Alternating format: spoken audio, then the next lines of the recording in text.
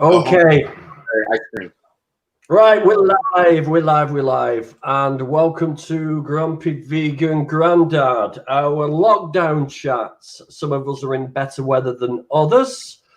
Here in the UK, it's nice and overcast, and Korin's just told me that in Miami, it's cracking the flags, as we say in England. So now with me is Julia Hubbard, personal trainer and champion of quite a few bloody sports. Do you want to introduce yourself, Julie? Tell us all about yourself. Yeah, I can do. Basically, I've always been an athlete. I was a sprinter through school and university. Then I fell into bobsleigh because I watched it at the Olympics. I thought that looked really cool. How do you get into it? Literally Googled, how do you get into bobsled? And there was an application form. So I thought, oh, I'll fill it in, but I'll never hear back from it. So I filled it in and got an invite to go to trials. 6 months later, on the road with the team doing bobsleigh. 6 months later. So from contacting them, you were on the team within 6 months. Wow. Yeah, and what year was that? What year was that? That was 2006. 2006. Yeah, and my goal was to try and get to the Vancouver Games in 2010, but I had to retire the year before. We had an accident and the sled landed on me. It basically has a G-force that keeps it on the bends. The G-force dropped and the sled landed on my back. So I was sent home for rehab. And unfortunately, while I was having the rehab for my back, they discovered the shock had triggered a heart condition I didn't even know I had. And basically, the time it took to recover from that meant that I had to give up the sport. So I retired the year before the games. So I didn't achieve my goal, which left me quite devastated. I was quite low. And then someone suggested, why don't you try a bodybuilding show? And I said, that's not a real sport.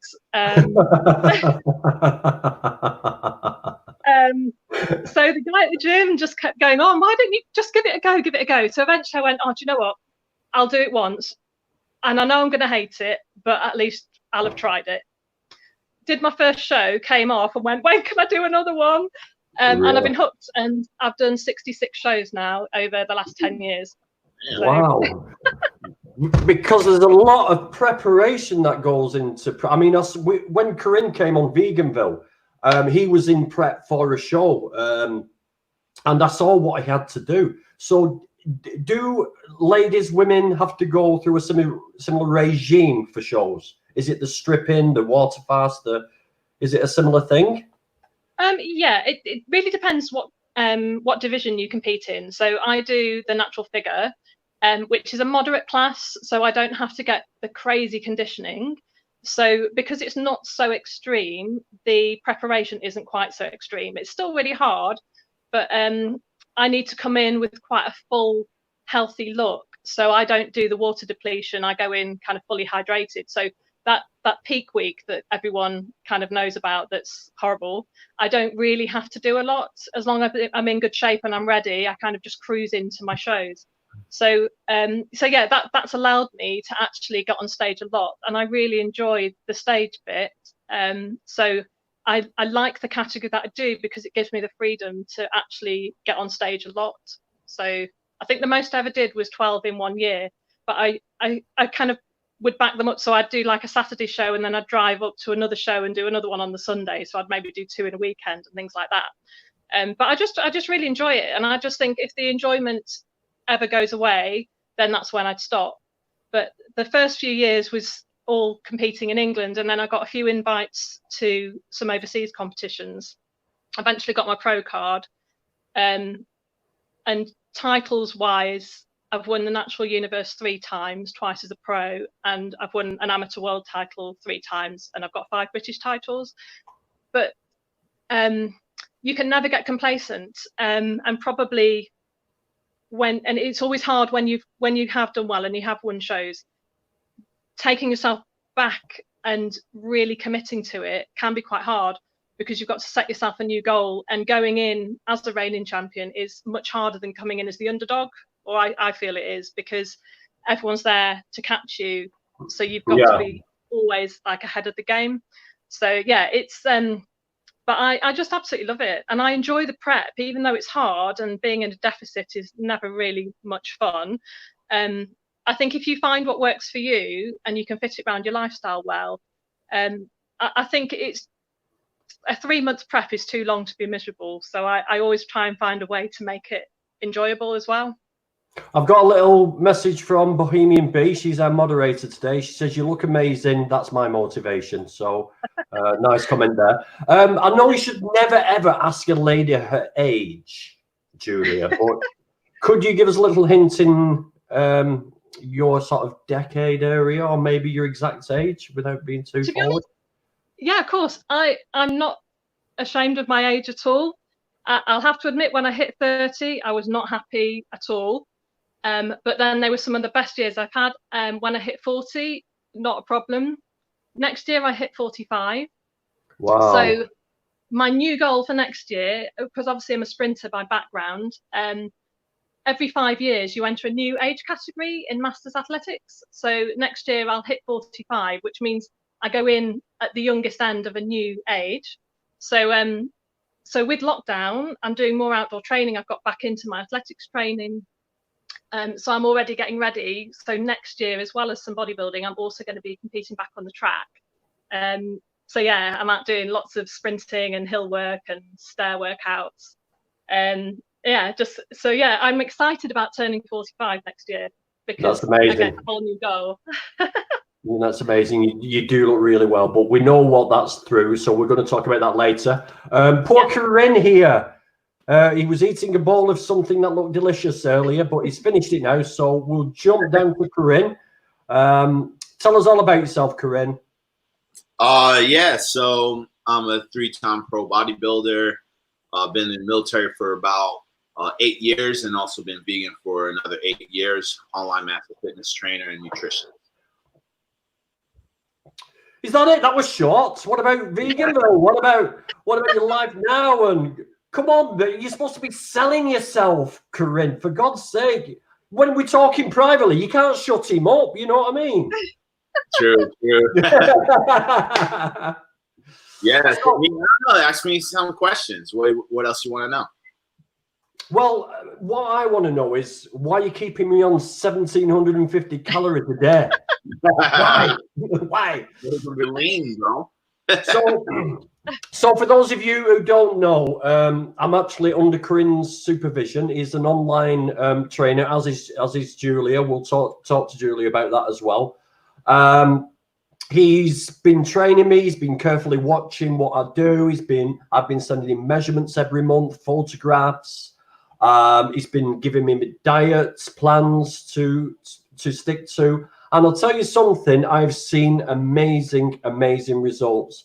And even though I've been into bodybuilding for 20 years, maybe, I started when I was 30, I've never had results like this. And it's really strange that the more weight you lose, the bigger you look. It's strange because you see the definition and it gives, that illusion. With the lockdown, of course, a lot of people who know me and follow me know that I've become a bit of a runner. So that is keeping me stripped down at the moment. However, I'm not doing the weights. I can't get back into that. Me and Korin have talked about that previous. It's really hard. So what's your two views about home workouts? How can you motivate yourself to do the? I mean, I saw the Spider-Man press-ups, Korin. Those look. I'm going to try those. Those look mean. I will try little things like that. But how can people get themselves just to get into it again? What's your suggestions? Well, I mean, one of the things, first off, is that you have to have your reason why you want to start working out. I mean, if you haven't worked out when gyms were open, then more likely you probably won't work out now, So it's like, it's one of those things where, you have to come to that breaking point where you really want to change, and this is something that I always talk about all the time. Like, you have to ask yourself questions like, why do you want to work out? What goals do you have? Why are you procrastinating with your fitness goals? Like, if you're overweight and you're not happy of being overweight and you want to change that, then you have to ask yourself, when are you going to change that? You know, so when it comes to motivation, I always say, like, you know, motivation, I'm not really big on it, just because that's just a feeling and it's very temporary. So I can't help you motivate to start working out. Like, you already have to have the will to do it. You know what I'm saying? And I could give you the tools, because motivation, again, is just a feeling. It's temporary. And once that motivation leaves, then what's going to keep you persistent to continue to train? Yeah. So I work on people disciplines and creating good habits so it becomes a lifestyle. Because when you do that, you're going to always do it because you need to do it. We are mammals, and all mammals on this planet are moving. Okay. Every mammal moves on this planet. That's why you never seen like a overweight iguana. I know it's a reptile because I just see one climb on my like that. So yeah, it's pretty cool. But you know, when it comes to mammals, you don't see like overweight like tigers or elephants, or you don't see overweight animals. You don't see animals with a bunch of health related diseases. Why? Because it's not just because they're in the wild, because they're always moving. You know what I'm saying? And they're not domesticated. They're not domesticated. They're eating the food they're designed to eat as well, which does apply to humans. I mean, what about you, Julia? What's your sort of take on the motivation of? Do people come to you and say, "Look, Julie, I can't be asked. I'm at home. I'm watching TV. EastEnders is on at 8. I'm not training while he's." You know, what's your sort of advice to people? What I've been witnessing is, obviously, a lot of trainers have ventured into online in some way, who've never tried to do it before, and there's a lot of free content out there. So I think I would suggest to people, if you've never really exercised before and you're putting on the quarantine pounds because we're all at home not doing so much, eating a few treats, is firstly, so many people are getting outside, going walking, going for a run, like yourself. They've discovered this new love of walking or running or cycling.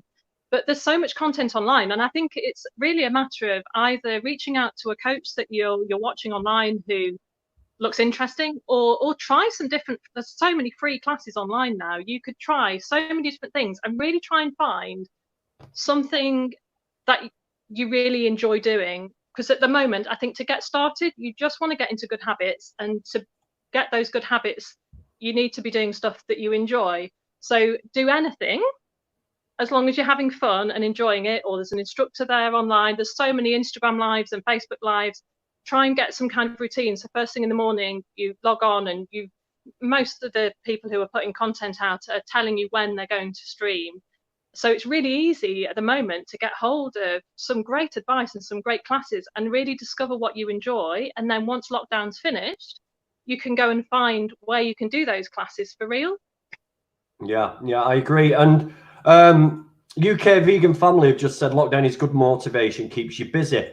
And I think the key is that as soon as you sit down doing nothing, that's where the problems start. If you're up and even just walking around the kitchen, standing up, doing stuff, just being stood up is enough to start burning calories. Would you agree on that? Yeah, unless you stood in the kitchen baking, which I think most of England have started baking since lockdown. I'm not saying anything, but don't mention the cinnamon buns while Korin's here, please. I never said a thing. But they look great. So yeah, I think it is important to just keeping busy and getting something going. So I think most of us, when we're finding it tough during lockdown, just mentally, is when the days that I haven't got things planned to do are when I find it the hardest. So I think it's important to kind of make yourself a list of to-dos and to actually try and get active straight away in the morning, because as the day goes on, your motivation will drop. So try and get active in the morning, and then when you're feeling good about having done some exercise, make yourself a list of things that you want to achieve during the day, so that you've got lots to keep your mind occupied with. Mm-hmm. Yeah. I mean, you haven't told us your story as well, Julie. When did you actually go vegan? When did you make that plunge, and why did you do this? I've had the longest route to veganism ever. I've noticed recently a lot of people go straight from being a meat eater to vegan, just to make that switch. Yeah. Now, when I went, the common thing was to go vegetarian, and then there'd be a few people that maybe go vegan after that. So I went vegetarian because the school that I went to was very into environmental stuff. And we did a project at school where we built a whole wildlife area and a pond and everything. And we won an award. It was a Blue Peter award. And we were invited to a big exhibition, a green show. And because I'd been part of the project, I went up with my class, and when we were there, I was exposed to the reality of factory farming, which I had no idea about up until that point. But walking around this expo, yeah, so I was there for this celebration because we'd done this big wildlife project, and then discovered this whole reality that I didn't know anything about. And then obviously I then very quickly decided I wanted to give up meat, but I didn't really know much about vegetarian or veganism, so I still ate dairy and eggs for quite a long time. And then because I was doing a lot of sport and I was traveling a lot, I didn't really think about going vegan for a long time. And then about 6 years ago, I started to look at the health aspects. I was getting kind of tummy problems, and I had some food intolerance tests, and they came back straight away that I was intolerant to dairy and eggs. So I straight away cut them out, and everything improved within maybe a month, and I've never looked back. And I just wish now that I'd gone vegan years ago, because I've been vegetarian for about 25 years, but only vegan for 6. Hindsight is a beautiful, beautiful thing, but totally useless. Totally useless. And I mean, I was investigated for, I used to get indigestion all the time. I used to net Rennies and Zantac, and for so long, I even got investigated at hospital for it. Since vegan, 5 years, not a thing, not a thing. So, Korin, what's your view on the vegan movement at the moment? What's your view on the diet side of it? What do you think is? I mean, they're talking about now there's going to be massive meat shortages, and the slaughterhouse is going to have to slow down. Whether that happens or not, I don't know, because it's all about the dollar. What do you think it's going to do for the movement? Do you think it's going to push the movement forward? Do you think it's going to just be a temporary sort of waypoint for people to try maybe some vegan stuff, but then jump straight back onto the meat bandwagon once it's all over? How do you think this is going to go? I personally think it's going to be a positive. This whole situation is definitely going to play a positive role for the whole vegan lifestyle or the vegan movement. Just because when it comes to the media, I think we should give them the applause for media, because especially news networks, because they put such a scare into the world that people are going to move towards veganism just because the whole thing with the China and the wet markets, and media anchors are reporting that people who has like any type of health issues, when they got coronavirus, are more likely to die. So more people are looking into getting in better shape.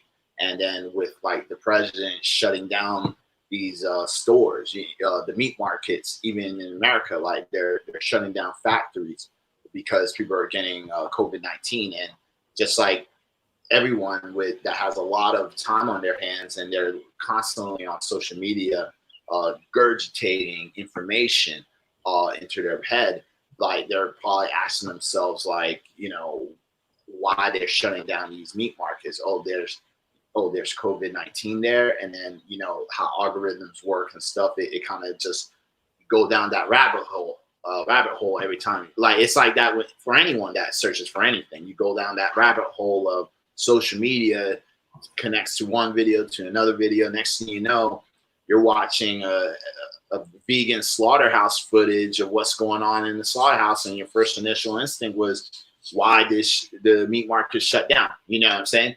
And next thing you know, you're seeing a whole bunch of vegan stuff. So me personally, I feel like it's going to play a significant role because of that. You know? Yeah, I mean, I've always said this all along is that if you try a plant-based diet for a 2-week minimum period, if people do this, the effects are instant. You instantly, I'll tell you what I found when I first went plant-based, because I did go vegan for health. I went plant-based for health. Was this dip in the middle of the day when I'm like this in the middle of the day, that went. I was on, instead of going like that, I was like that all day. And I started sleeping better.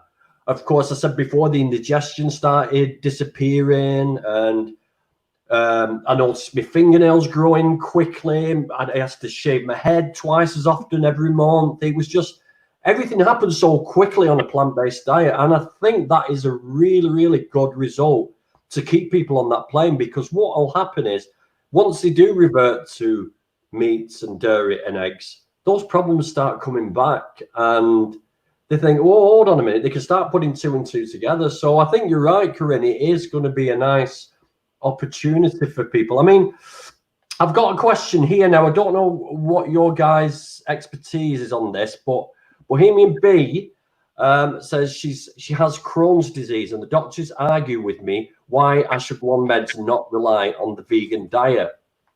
What have you got any views on this? Personally, I've just been watching something online about doctors and the limited advice, limited training they get on nutrition. So they're not even qualified to even speak to this lady about, you know, the problems she's getting as far as diet's concerned. But I don't know. I'm not really well up on Crohn's. I don't know whether you guys know anything about it or have any friends. The best way to answer that is, I mean, you have to listen to your healthcare provider, what they give you. Okay, that's number one.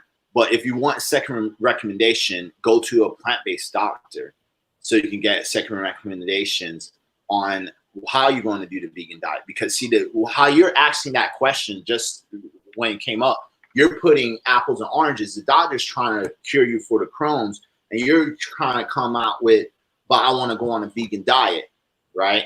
But you can't do that, because first of all, a vegan diet consists of Oreos. It can consist of Oreos and Gardein. That's not going to cure no Crohn's disease, okay? So like, you need to be on a whole foods plant-based diet, right, to take care of that, and because that's an autoimmune disease. Number two is that when you see a plant-based doctor, go to a doctor who's qualified for reversing autoimmune disease, because they have a particular protocol of a certain types of foods that you need to be consuming. So that's the best way to answer that question, because I don't think anyone on this call is actually qualified to give you a right answer, to say yes or no. I'm a nutritionist, and I know how far my limitations go. So when someone comes to me with those type of questions, the best thing to do is get a second opinion if you really want to go on that plant-based diet, and go find a plant-based doctor who's also as qualified.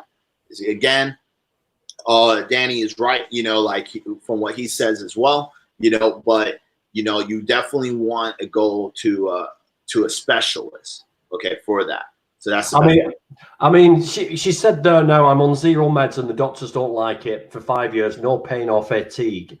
But I would still take Korin's advice and go and see a plant-based doctor, because you really do need the proper information, because it might have just delayed something. You don't want to take risks with your health. So I would take Korin's advice and try and find a plant-based doctor to go and see the Bohemian. UK Vegan Family. As a nurse, I can vouch for that. Nurses and doctors have limited education on nutrition. Now, why do you think that is? Why do you think? I mean, I've got a conspiracy theory, and I call it the only true conspiracy theory out there. And doctors are given limited nutritional training, because if doctors were given nutritional training, they would then tell everybody to go on a plant-based diet. If everybody went on a plant-based diet, the pharmaceutical industries would be making no money.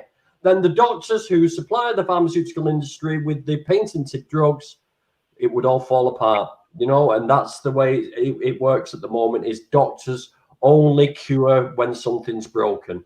They don't get they don't give you things to stop things happening, you know, to make you healthy beforehand. So yeah, big conspiracy theory out there, but I think it's totally true. What's your thoughts on that, Julia?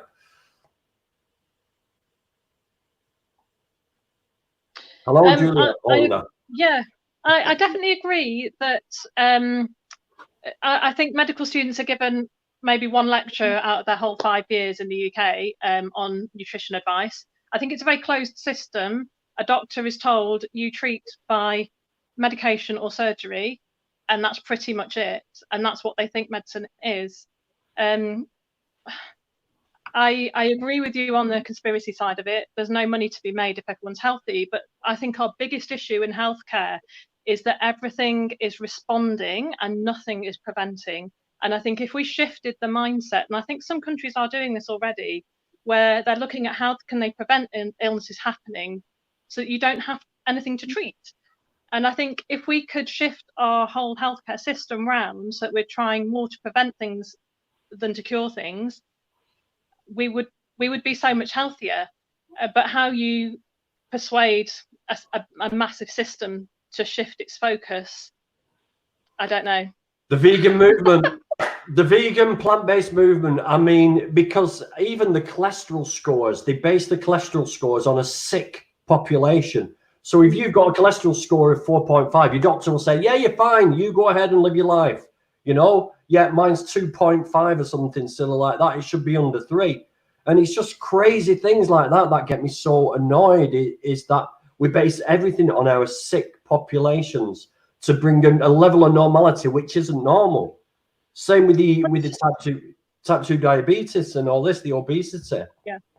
It's the same with vitamins and minerals. Our recommended daily amounts are based on the absolute minimum required to stop you being ill. So our recommended amount of vitamin C is just enough so you don't get scurvy.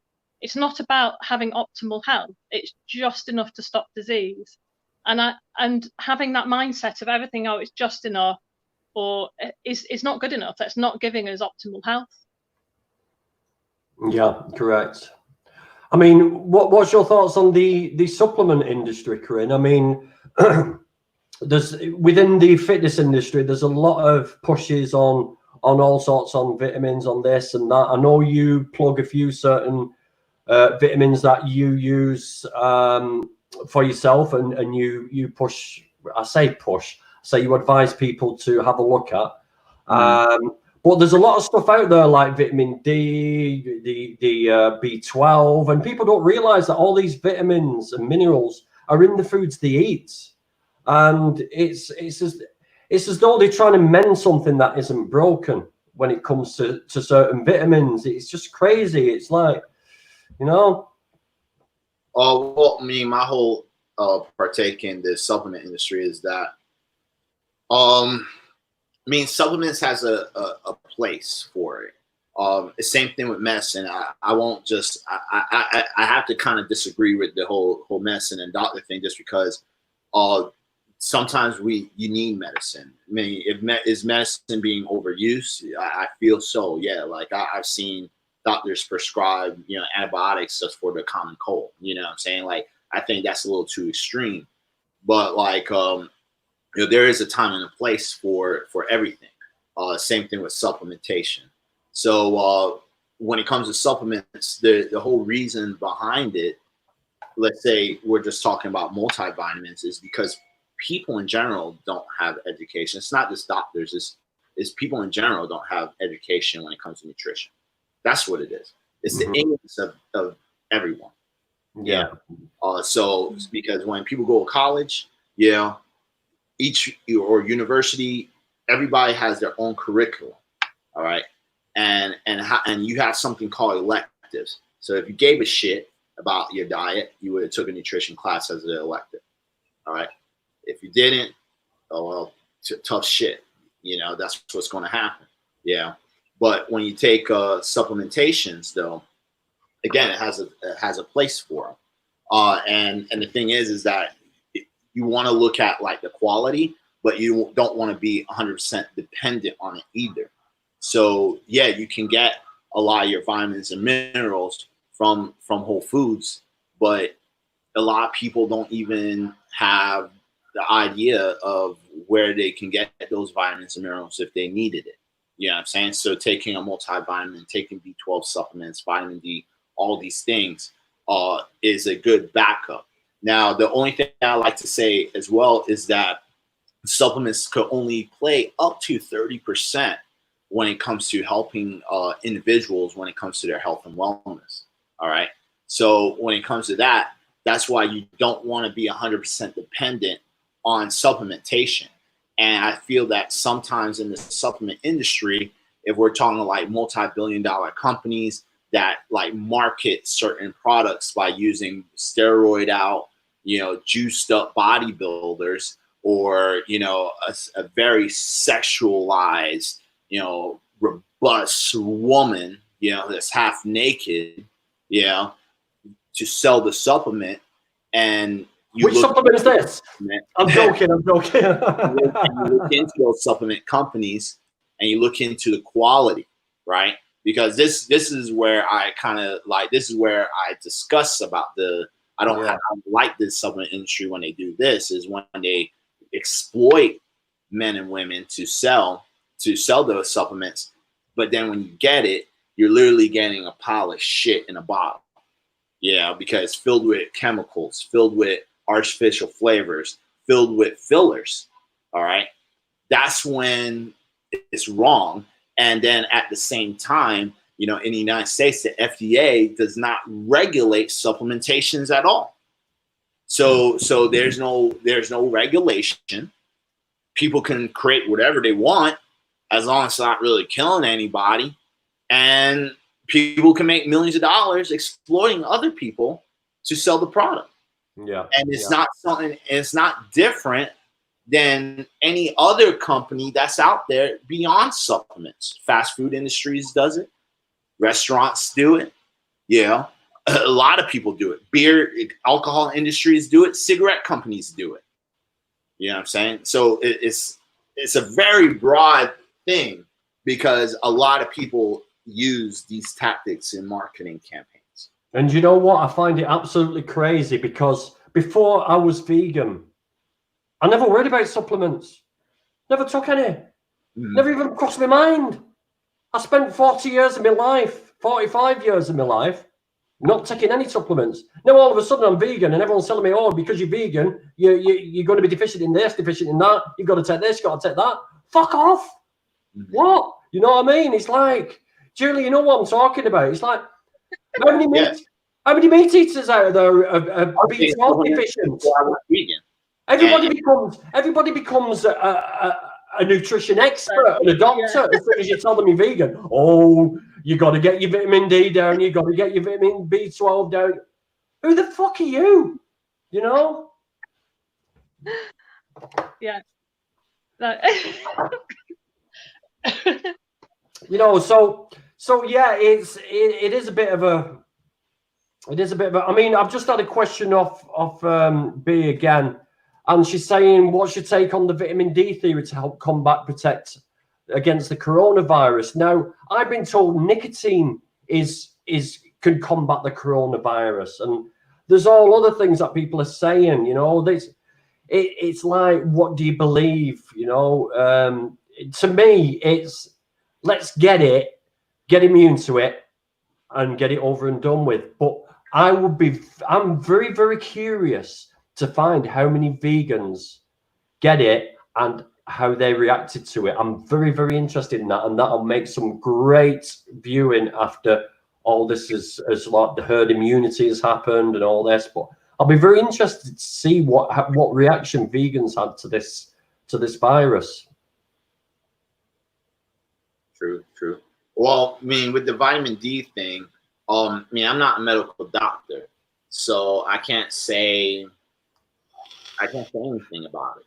The only thing I can say is this: like, just general rule of thumb, you know, anything that can help with your immune system can give you a fighting chance. I mean, that's as much as I can get you. I mean, this and this is common sense for any type of, you know, you need to have a strong immune system. So this is just a common sense when it comes to health and wellness. You know, you're going to have a better chance of finding any type of illness, regardless if it's coronavirus or not. Any type of illness, if you have just a good immune system and you really eat good, healthy foods, and you take care of yourself and you exercise. Exercise and eating well is preventive medicine. Okay. I mean, it's true. I mean, I use this anecdote a lot because I was the worst one for a cold. We wasn't a cold, actually. It was worse than that. It was man flu. I had severe man flu. And, but I used to get it too. What are you laughing at, Julie? It's a thing. It is a thing. I used to get a cold 2 or 3 times a year. Honestly, all the time. I was rubbish. And this is God's honest truth. Since I've been vegan for 5 years, I've had one bout when I was doing night shifts and I run my immune system down by working stupid hours and not getting sleep. And that is one anecdote that I always use to people is you know, why are you plant-based? Why are you vegan? What's the health? Because your immune system, you've given your body what it needs, and it does help. Yeah, UK vegan family, a strong immune system is key, in my opinion. Lots of whole plant-based foods full of antioxidants. Correct, totally correct. Let's talk a little bit about activism. Now, me and you, Julie, we were chatting about activism, and you explained something to me, a little tactic you use, and I think Korin is also a good example of this. Just give us that feedback again on what you said to me earlier about how you don't walk into a room and say, I'm vegan. Yeah, of course. Yeah, I'm some people might disagree with this because, like I showed you my mug earlier, I don't know, you can see that. In case I haven't told you today, I'm a vegan. Yeah. So generally, my approach to activism is to be the absolute best example I can possibly be, whether it just be in general health or in my energy levels, my attitude to things, and in my sporting side of things. So that when someone finds out that I'm a vegan, they straight away are kind of shocked. They want to know more, and they start asking me, well, how do you do that on a vegan diet? How can you do that as a vegan? Sure, you shouldn't be a good athlete if you're a vegan. And it kind of opens up their mind because they're watching you, and you don't always know who's watching you. And I just like to be a very positive role model rather than, I just think I'd find it very difficult to, I find it difficult to watch some of the slaughterhouse things myself. And from my experience, when you post up stuff like that and you show people, it can sometimes have quite a negative reaction because people are just not ready to see it yet, because they know once they've seen it, it's very hard to forget or ignore it. But they're not ready to actually make a change yet. So they don't want to see it. Whereas actually, so I mean, I know lots of people who have gone vegan, or they've reduced their intake, or they've reduced their dairy, or they're making positive changes because they've watched other vegans showing them that the plant-based diet, you can thrive on it, you can be a good athlete. So my form of activism is to just be that really positive experience. So people kind of think, oh, maybe I could try that, maybe I could do that, rather than the scare tactic that might actually put them off a bit, and they might close their doors a little bit more because they really don't want to see it yet, because they know they'd have to act on it, and they're not ready to. Yeah, exactly. I mean, I'll just put in here, I've got a little comment from Ali B. She says, I'm having to take vitamin D and B12 by injection. My body produces very little of it. And I would say to everybody, this is a fact that a lot of people do not absorb vitamin B12. There's B12 in bread, in cereal, in the milks. There's B12 in pretty much every food that there is on the shelves. It's supplemented because it's a worldwide problem. It's not a vegan specific problem. But there's also absorption issues, which can manifest when you get later on in life, like 45 to 50 plus. you don't absorb as much. But everybody should supplement B12 in one way or another.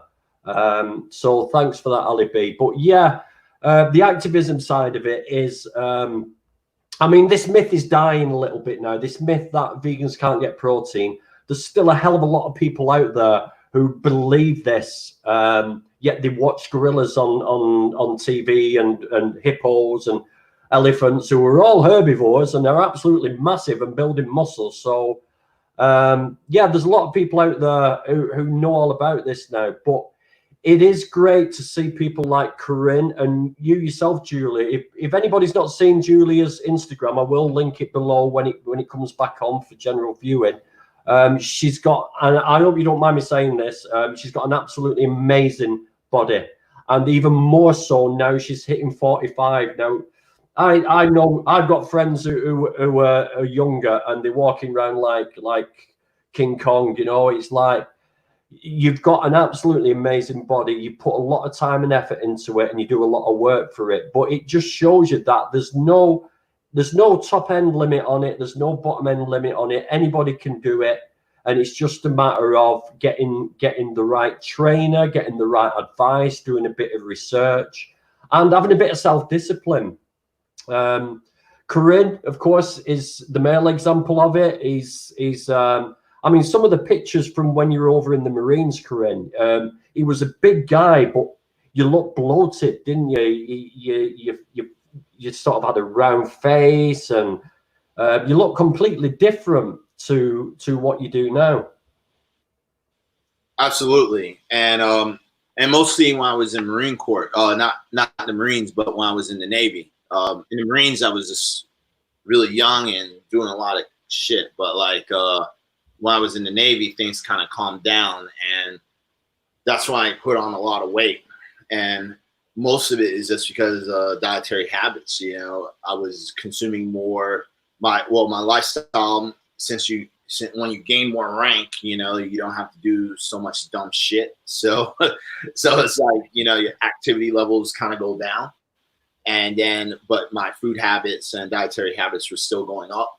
And I was eating like more red beef and pork and all this stuff. And a lot of it was really from, you know, health magazines I was reading and things like that. So it all started as me just being a fitness enthusiast. And then when I saw that was happening, I never really put any thought in my physique. I always felt like I was okay. But obviously, if you compare and contrast the photos like now and then, it's completely different. And even how I feel now, I feel 100% better. I feel more energized. My skin is a lot more clear. I mean, I have like a little glow to it, you know, like it's just amazing, you know, when it comes to this lifestyle. So, you know, definitely support the whole vegan thing. It's something that I can never see myself going back to. So let's start wrapping it up a little bit now. And what I'd like to ask you, Julia, is that there's people out there. There's people out there who are not big exercisers. There's people out there who haven't got much self-discipline, but want to maybe lose some weight. Maybe they're overweight. Maybe they've got a bit of fat. Somebody's asked me a question about losing belly fat and getting abs and stuff like that. But where would you say is a good start? What do you think is key to starting to lose weight? Is it losing it quickly? Is it crash diets? Or is it planning? What's your best advice to people out there? I mean, I think... for me, sorry, that was to Julia. Sorry, Korin. I'm very much not a fan of crash diets. Even when I'm prepping for a show, I take things quite slowly because I think your body can cope with that better and it can recover from that better. The problem with crash diets is you get a result very quickly, but then it can be quite hard to get yourself out of that. And most people then end up putting their weight back on because they haven't really learned how to live a healthy lifestyle. So for me, I focus first on trying to get the diet healthy. So whatever diet that person comes to me with, I would have a look at that diet and I'd start to make small changes in the right direction. And once they've made those small changes, we'll look at more things, and we'll just gradually make their diet healthier. And quite often, just changing the foods that they're eating can have a positive effect before even reducing the calories. And in some cases, I find this a lot with women, that they're actually under eating. And when I have a look at their diets, the first thing I have to do is start increasing their calories, which kickstarts their metabolism and then their background activity level. So quite often, I mean, I specialize in training women anyway, and a lot of the work I do is recovery diets. So that's often recovery diets after competition prep, where someone's done their competition and they're on really low calories and they're training twice a day and they don't know how to come off of it. But then at the same time, I'll also get a lot of people coming to me and they've maybe lost some weight already, or they're right at the beginning of the process and they don't know where to start. And actually, when you look at what they're eating, they're already eating in such a deficit, their body's just switched off. So I would say never go on anything generic. I think it's really important to track your nutrition. There's plenty of trackers you can download on your phone and keep a track of what you're eating and see what you're eating and how much you're eating and what that food's made up of, whether it's proteins, fats and carbs. And sometimes you can see straight away there's certain things that, oh, I'm eating a lot less than I should be, or I'm eating a lot more, or my ratio of carbs to fats and proteins might be really out. And I think it's really important to find someone who can sit with you and work out what's going on with your food right now.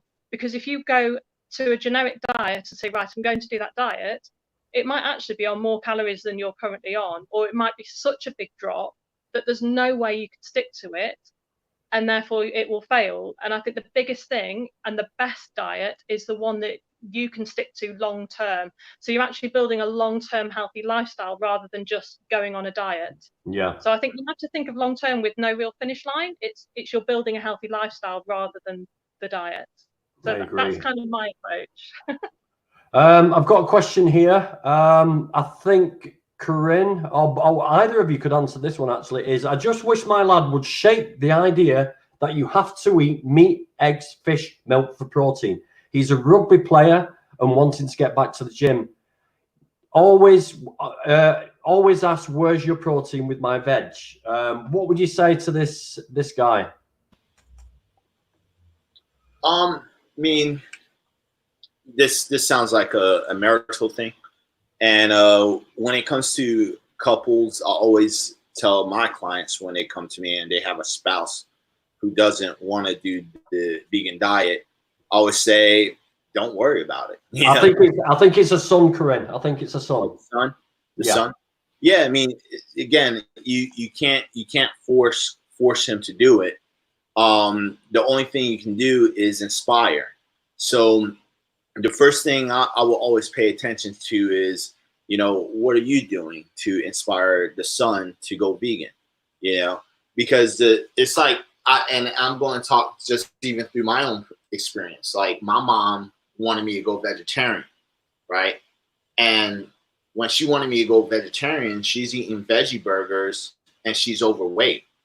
And she's like, dude, you should go veg because it's healthier. I'm sorry, but you're not my own mom who's overweight. She's not an advocate to make me go vegan or vegetarian. You know what I'm saying? Like she's overweight and she's eating a bunch of veggie burgers that's fake as fuck. So like that's not inspiring to me. And especially if it's a male, males are inspired by someone who's better. It has to be physical attributes or something, or you have to be smart as shit.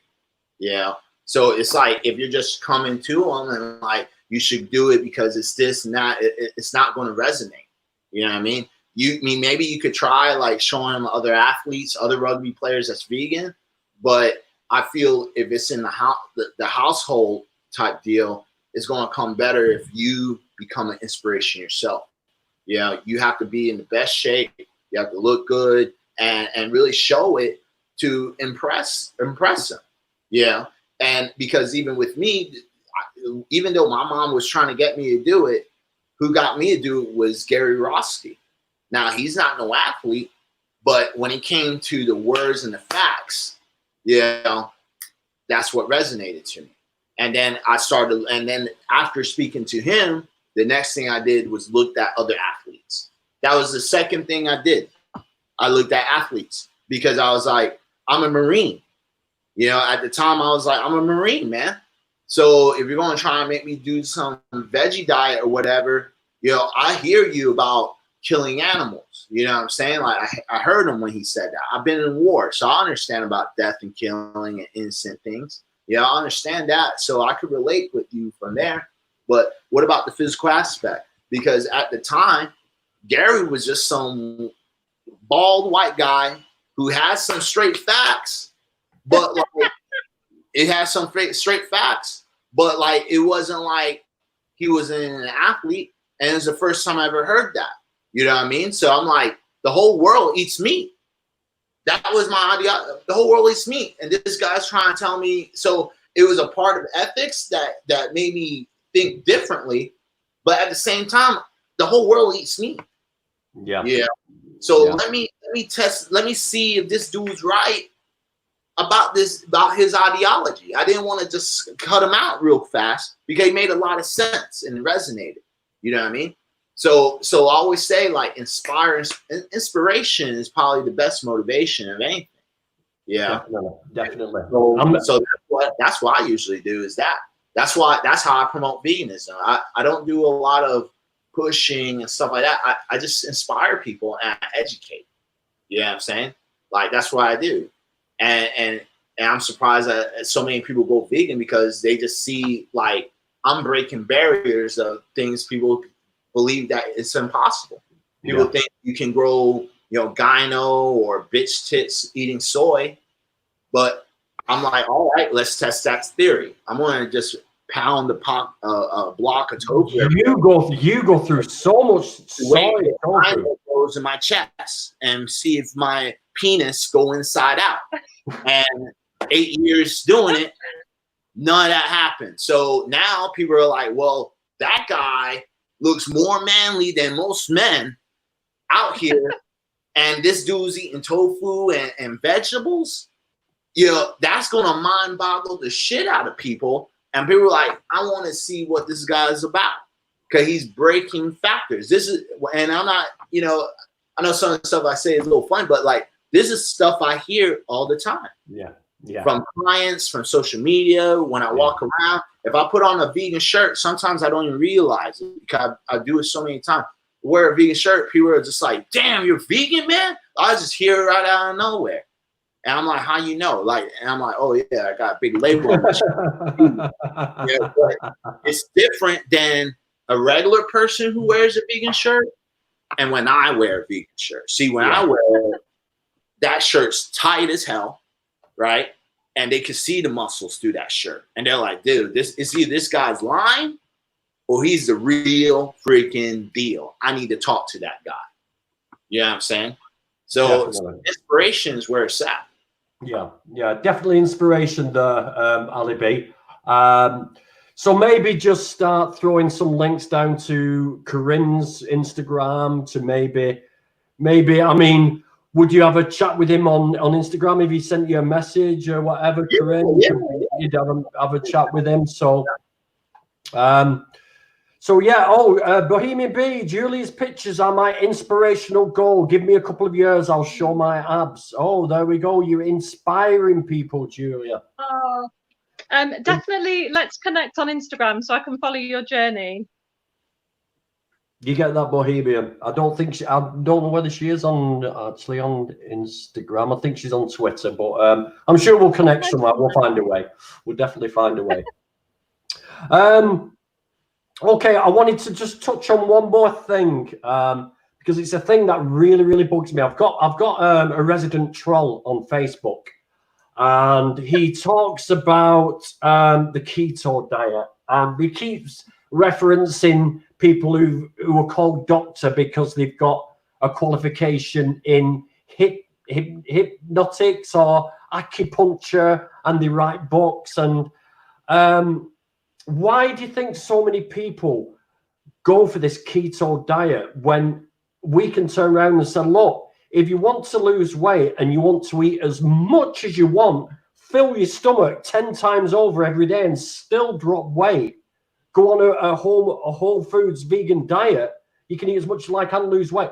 why do people still want to go on this keto? Is it because it focuses in on meat, or it's just, I think it's absolutely crazy, and how they should be banned from YouTube. They should be banned from all social media because keto is so dangerous. And what's your view on that? It's a quick fix. People see the scales drop because all the carb stores in their muscles is depleted, so they immediately start losing water and carb weight. And then they love the fact that they've seen a difference on the scale, and they do it. And because they get that short-term gratification, they think it's amazing. And unfortunately, I think that's why people get drawn to it, just for that quick fix and that gratification straight away. They don't want to wait for a few weeks to start seeing the results. And people are still so obsessed by the scales. Yeah, that they're just into it. That's why I think people are into it.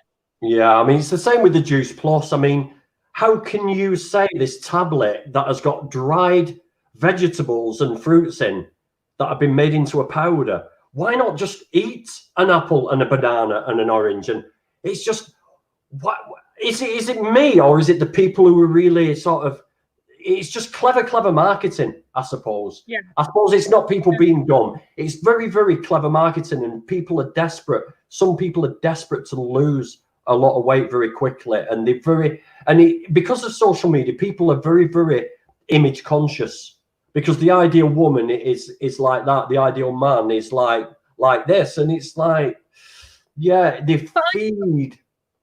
Yeah, I don't blame people for wanting to do it, because we live in this fast-paced world where, like you say, everyone's attention spans, we're all the same. Our attention span's quite short because there's so much going on. We want these results. And the point where you get to where you go, yes, I'm going to commit to it, I want to lose weight.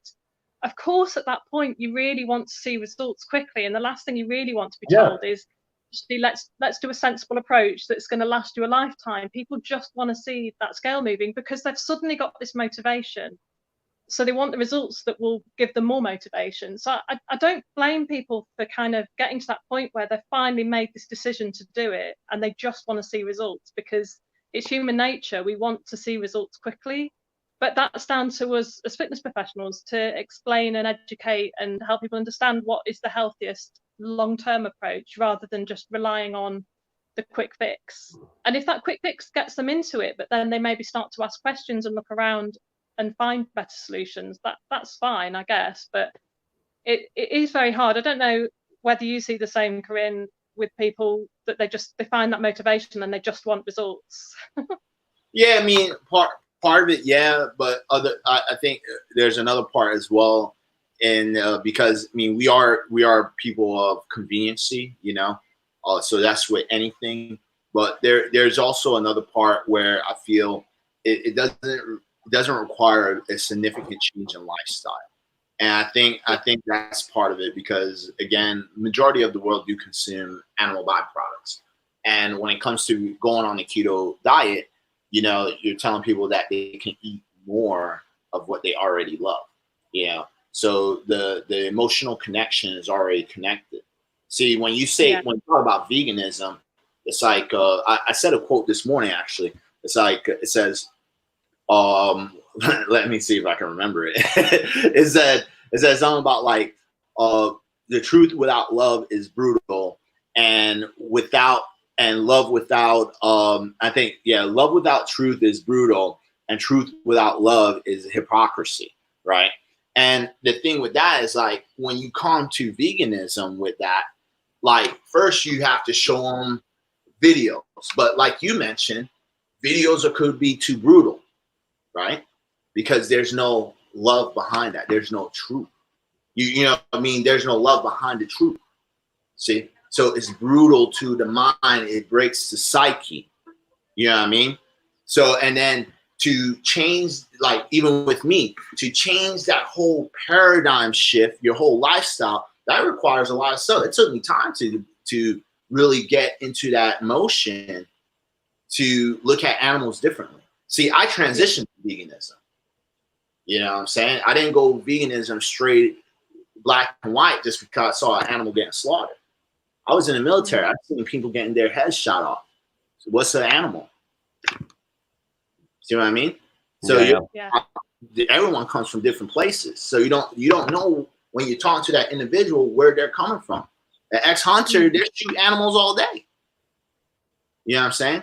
But where's the connection? See that, and that's the thing. With keto, you don't need a connection. The connection's been there. You're already feeding what they already like. That's why veganism is so hard.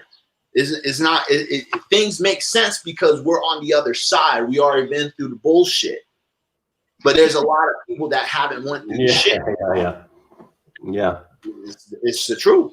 And that's I agree. why because it's not about the weight. It's not about the weight. It's the lifestyle. And that's what I always push in my business is that because it's not about the weight. People can't lose weight on an animal-based diet. 80% of Americans are overweight and obese, and they're eating animal. They can't even lose weight on so if it was that, why the fuck they're not losing weight? It's not the animals. It's because it's not a lifestyle. See, it's deeper than that. It goes deeper. This is like the subsurface level, superficial level, but it's deeper. It's the lifestyle. Keto is already a lifestyle and already gives someone that they love. And you see how you see the top trainers and you see the top doctors who pushes this diet is because they feed into the pleasures.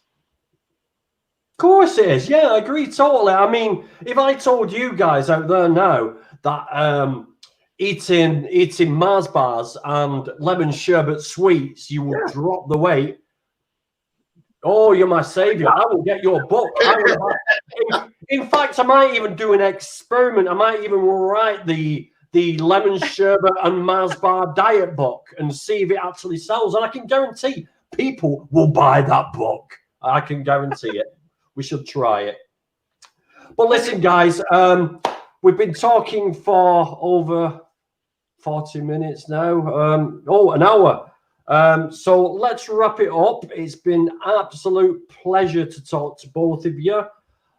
Is there anything you want to say before we finish, Julia? Do you want to give any information on how people can contact you, maybe join your program, your diet program, your training program? Just give us a little bit more info, and then of course I will link it in the description later on. Yeah, I mean, basically I have a website which is just www.juliahubbard.co.uk, and all my social media links are on there. My email address is on there. So if you, rather than me list all my different social medias, if you just type in Julia Hubbard, you'll find my website and all my contacts are on there. But like I agree with Korin, like everything that I approach is a lifestyle based rather than the short term results. Obviously, comp prep is a type of crash diet if you want to, or it's a diet rather than a lifestyle, but it can be done very you found it already. Yeah, I've got it already. Yeah, it can be done. I've written an ebook, and that ebook was I'll just quickly explain how that came about. One of my clients asked if I would help them transition to vegan, so we spent a month getting different recipes and things together, and then she did a full month as a vegan. And she designed lots of recipes to go in the book. And I basically wrote the first half of the book, which is all about how to transition to vegan, all the information you need to know about how to make a plant-based diet healthy, but directed at strength athletes. There's a lot out there about endurance and plant-based diets being such an advantage for endurance athletes. There's not much out there for strength athletes. So the book is half recipes designed by a girl who is a prep chef.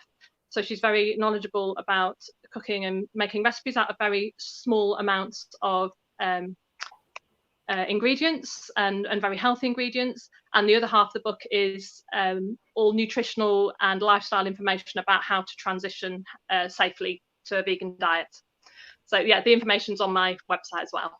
Thank you for that, Julia. And Korin, is there anything you want to push towards us? Maybe the Mars bar and lemon sherbet diet? Well, I have to go. I do have a client right now. So I just want to say, if y'all want to learn more about me, you can follow me on all my social media networks. I'm mostly on Instagram. If you want to find me, just type in my name, Korin Sutton. You'll see me, as well as in Facebook as well. Also, if you want anything about training or any type of dietary advice, please go to my website, bodyhdfitness.com. Thank you for that, Korin. Okay, so thank you for everybody for joining us. I'm sorry about Korin's racial slur on bald white men. I don't know why he's got a problem with us, but I will be going to his government and making a complaint about him about that comment. But Julia, that was the best bit, I think. Your face when he said that. Oh dear. No, thanks ever so much for inviting me on. It's been lovely. It's been an absolute pleasure, and we will do another one of these. We'll try and maybe get a bit more structure. You can tell us about anything that comes up. I mean, please stay in touch. Tell me if anything's coming up, any shows, anything that you put on media, let me know, and we'll get together and we'll have another chat. And thank you to all the people who've joined us tonight. It's been absolutely brilliant. Thanks to Bohemian B for being my moderator and keeping all the trolls out, and everybody else who's commented and joined in. Thank you. Grumpy Vegan Grandad signing out. Thank you.